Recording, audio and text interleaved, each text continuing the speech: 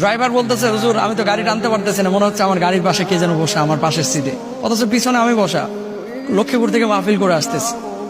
গাড়িটা বাড়িতে এসে রাখা হয়েছে, রাখার পরে আমার দারোয়ান বলতেছে যে হুজুর রাত্রিবেলায় আমি দেখলাম যে পর্দা দিয়ে গাড়ি ঢাকা। আসলে তো গাড়ির পর্দা দিয়ে ঢাকা হয় নাই, গাড়িতে ছিল খোলা। ঠিকই সিসি ক্যামেরায় দেখলাম যে হ্যাঁ, মানে সাদা দুইটা অস্তিত্ব আপনার আসলো ধোয়ার মতো, আসার পরে গাড়িটাকে কাভারের মতো ঢেকে দিল। আবার কতক্ষণ পরে তারা দৌড়া ঝাঁপ করে ওই কাভারের মতো ওইটাকে উঠিয়ে নিয়ে চলে গেল। সিসি ক্যামেরায় দেখা গেল। ভূত বলে ইসলামে কিছু নাই, কিন্তু জিন বলে আছে। জিন যদি কেউ অস্বীকার করে তার ইমান থাকবে না। গ্রাম অঞ্চলে কি ভূত থাকে না, জিন থাকে না? ভূত থাকে না, জিন থাকে। যেখানে চর্বির গন্ধ যত বেশি থাকবে সেখানে জিনের উৎপাত তত বেশি বেড়ে যাবে। একটা বিষয় আপনারা হয়তো অনেকে দেখেছেন যে ভূত আতঙ্কে অনেকে গ্রাম ছাড়ছেন, অনেকে ঘুমোচ্ছেন না, অনেকে পালিয়ে যাচ্ছেন, এবং চারিদিকে শুধু ভূত আর ভূত ভূত।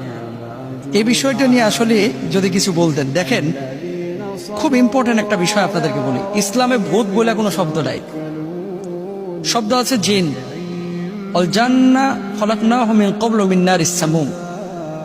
জিনকে আল্লাহ সুবহানাহু ওয়া তাআলা তৈরি করেছেন কি থেকে জানেন?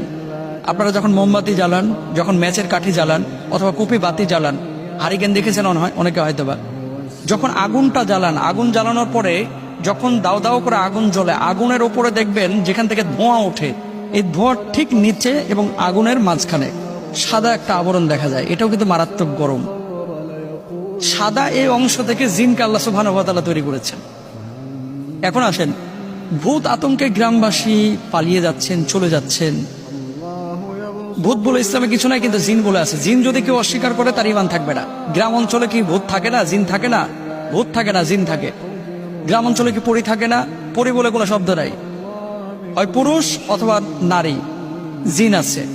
কেউ পুরুষের বেশ ধারণ করে, কেউ নারীর বেশ ধারণ করে। এবং মানুষের যেমন হিসাব কিতাব কিয়ামতের ময়দানে হবে, জিনদেরও হবে।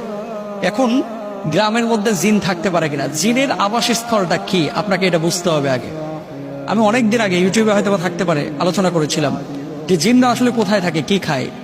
জিনরা মূলত থাকে উপত্যকায়, জিনরা থাকে হচ্ছে বন জঙ্গলে, জিনরা থাকে হচ্ছে এমন এলাকায়, দেখবেন ওই যে আপনারা গ্রামগঞ্জে আগে বড়শি দিয়ে মাছ ধরতেন, নিচে বড় বড় কিন্তু ঘাস হতো, ওই যে আপনার শোল মাছ, তারপরে ছোট ছোট এরকম মাছ ঘাসের ওপর দিয়ে চলতো, আর নিচে বড়শি ফেললে মাছে যে বড়শিটা টুকা মারতেছে এটাও দেখা যেত।